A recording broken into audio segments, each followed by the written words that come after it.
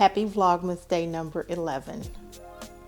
It is very, very late here. I recorded an entire Vlogmas video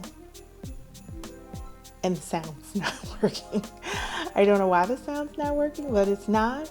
So take two, because I'm committed. It's Vlogmas day number 11. And what I was showing and why all this greenery is in my sink and in my kitchen is because I was showing how I bottom water my plants, and I wanted to give some tips of that. I bottom water all of the plants in my house with the exception of 5 that are now too large for me to be trying to pick up and move them. One of them is the very large monstera that lives in my kitchen, my fiddle leaf fig, my ficus McClendii, and my bird of paradise. All of those, with the exception of 6, because the last one is my money tree that is in my bedroom upstairs. Everything else gets watered from the bottom. So let's see if I can adjust this and you can see what I have here. This plant here is a Spathiphyllum domino. It is fully watered now. This leaf is still kind of hanging low, but everything is fully watered. And so what I'm going to do is drain the water out of the sink because these are all done. This is my Ficus Audrey. So this here is my Ficus Audrey, and it's been sitting in the sink about the same amount of time. And then back here waiting its turn is my Dieffenbachia. So I think I explained before, and I'll say it again, I water my plants every single day. So all of them obviously are not getting watered every day, but what I was initially doing is having a watering day. So I had an alarm set every Sunday at 12 p.m. to water the plants. Now, if you've only got like 10 or 12 plants, it's probably not that bad. I don't have 10 or 12 plants. And so it just was becoming a chore, and it was stealing the joy that I have from owning plants, right? It was stealing the joy that I take in the process of watering them and making sure they're okay and checking on their leaves and making sure that they were all in good shape and not dying. So to remove that feeling, what I decided to do is start watering them every day. So I just do a few in each portion. So I go through and I check them, and I'm usually sticking my finger in. I do have, I think it's called a moisture meter. I'll put a link for it. I'm an Amazon girly. That's where I got mine from, but I cannot find it right now to show you guys what it looks like.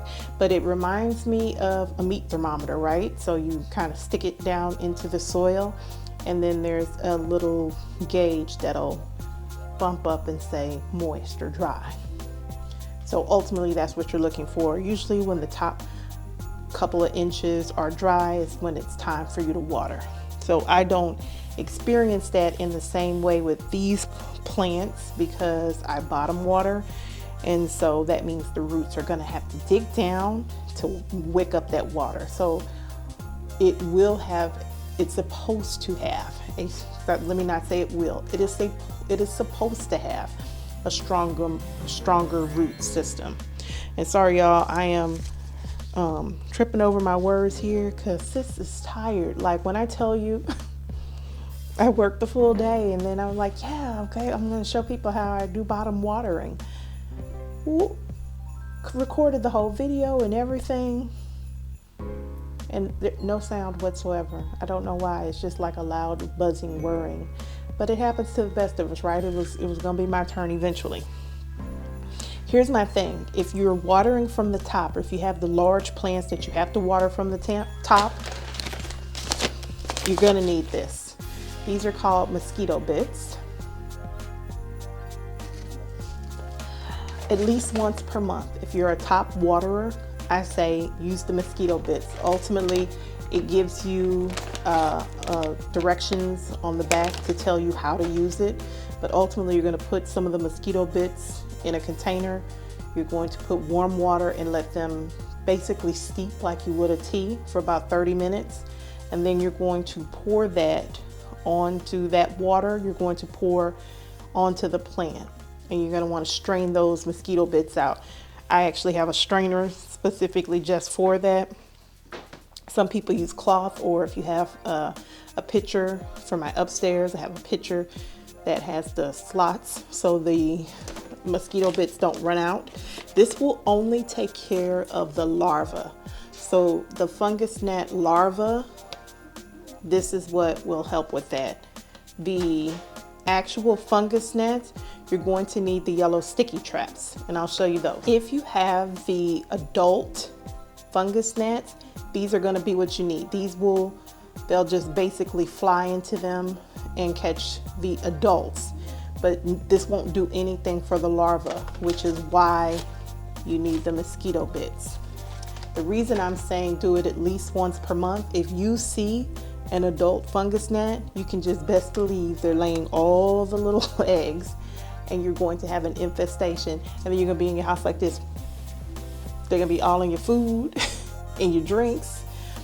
Nothing is safe. So just once a month, it's honestly just preventive for me at this point. I just water with this once per month just to make sure we keep those out. I've had a fungus gnat infestation before. It was terrible. I don't want to go back to those days. So that would be my suggestion for you there. The larger plants, like I wouldn't consider this a larger plant. If I'm able to pick it up and walk with it, then I can go ahead and bottom water it, and it's perfectly fine. The larger plants like this, we're not bottom watering. So it's in a container. It takes up more than half of the window at this point.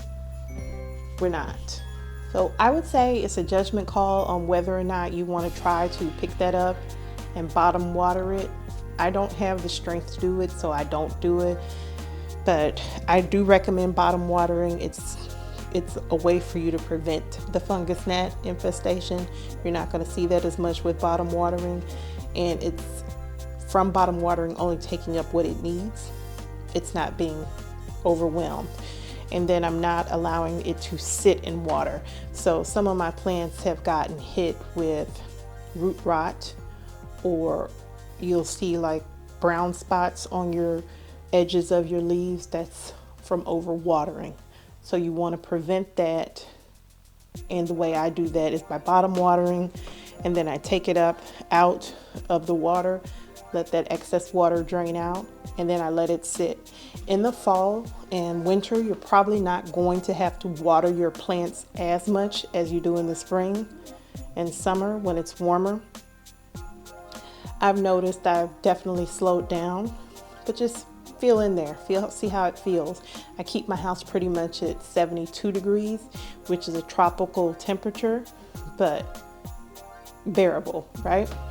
So for your plants that like that hot, humid weather, they're not going to get that as much. You're definitely going to be running your humidifier a lot more now, and you're also going to be watering like this, probably a little less.